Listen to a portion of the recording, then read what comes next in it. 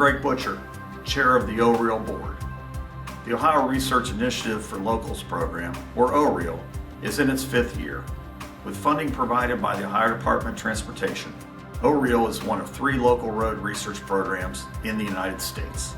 The program has quickly established itself as an advocate for issues relating to local roads in Ohio. The board, with its local agency diversity, is forward-thinking and recognizes the value of Ohio-focused research with a results-oriented approach. Take a minute to review the links on our website, especially the links to our projects, as well as the newly created idea discussion page. Think about potential research projects and submit your idea for consideration.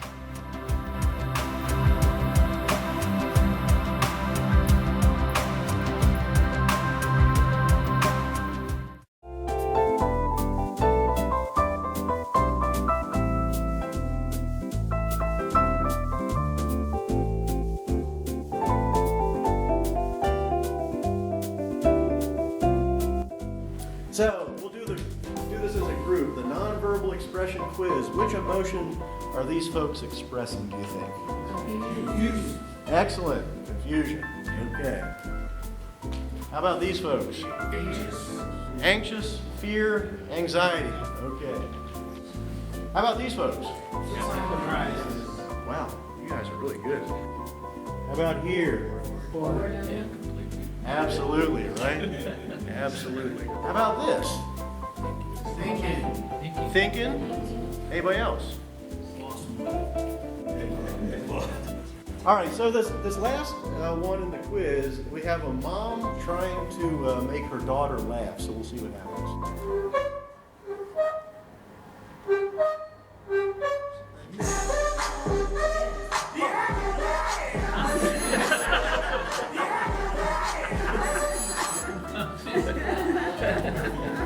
So what do you think the daughter's reaction is? Oh my gosh.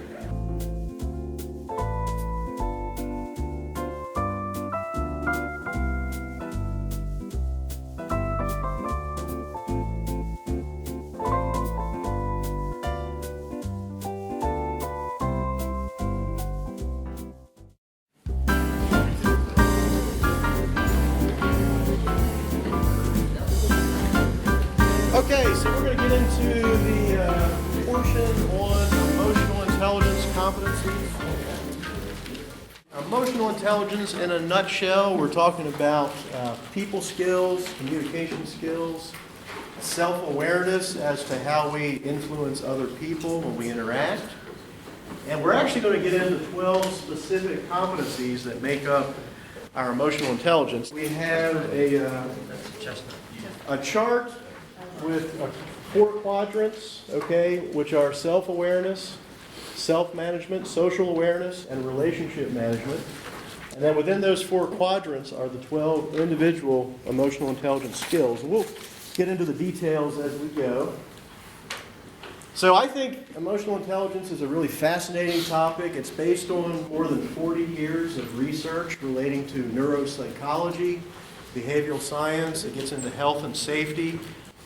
The research shows that about 58% of our job performance and how we are perceived by others as succeeding at our work relates to our emotional intelligence. So more than half.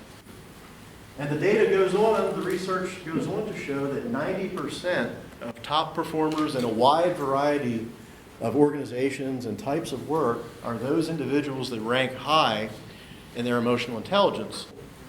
As we go through the material for emotional intelligence, we'll see a lot of it is based on striking this healthy balance between the rational and emotional parts of our brains. And every single day we are engaging both the rational and emotional parts throughout the day.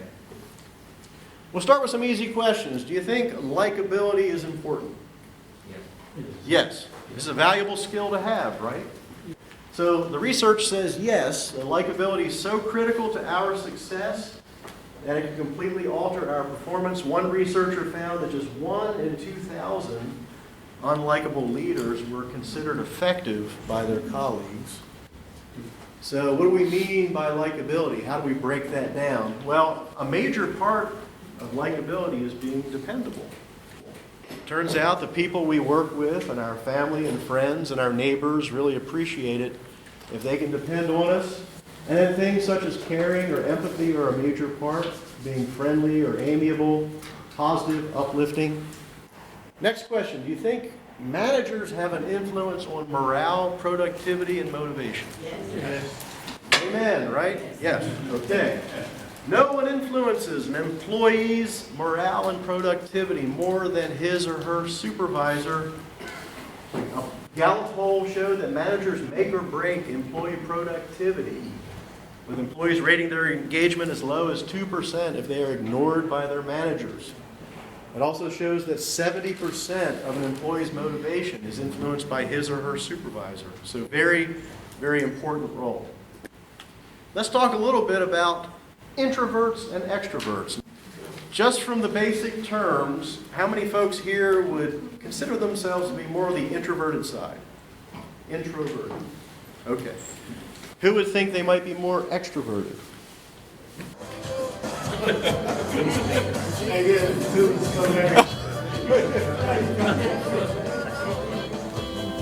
And who's not sure? In between. Okay, that's fair. In between. All right. And this is actually a word for this. It's called ambivert. Okay? So in between introvert and extrovert is ambivert. So, hey, very good. Yeah. Here's an article called Why Ambiverts Are More Successful and Influential.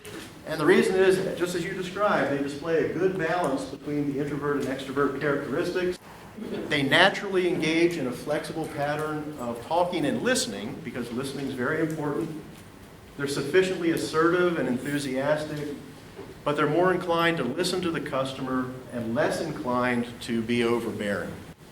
This brings us to the number one skill of extremely likable and successful people, and that is being a really good listener. The process is called active listening. So when I'm talking one-on-one with that person, I want to take in the words they're saying, and I also want to try to observe their nonverbal cues. Many of us don't listen to other people. Instead, we just think and wait for our turn to express our own opinion. Take a step back and look at your colleagues' conversations. It's likely it'll look more like two monologues where everyone tells about themselves.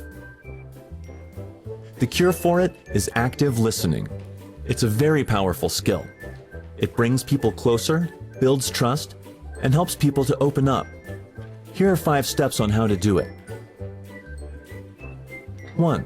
Stay focused. Keep natural eye contact, don't judge, and be patient.